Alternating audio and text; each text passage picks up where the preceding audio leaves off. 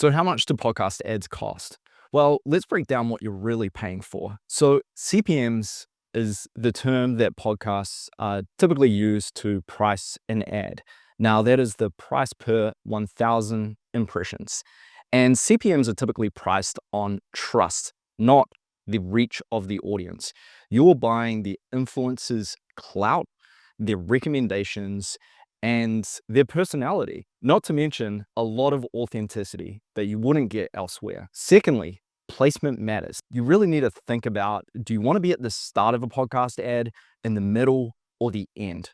If you're at the start of a podcast ad, well, there's a high likelihood that people are going to open up their phones, start listening, and skip the ads and go straight into the content.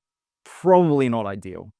What you want to get is you want to get them in the middle of the episode. They're probably driving or they're doing their housework, cleaning, and they're so hooked into the content that when your ad plays, you're going to get 100% attention. The mid-roll is what this is called, and the mid-roll is typically priced higher because of that attention. Lastly, niche audiences often cost more. So if you want to get in front of the chief marketing officers that are making all the decisions on big company marketing budgets, well, you're going to find shows where they tune into. Now, this is an incredible opportunity to sell product to these people.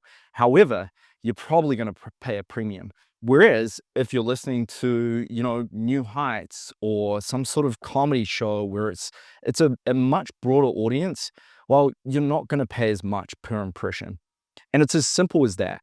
So this is how podcast ads are priced, and this is how you should start thinking about the value that you're getting and what you're going to be putting down and what you're going to be getting for the CPM that you paid for.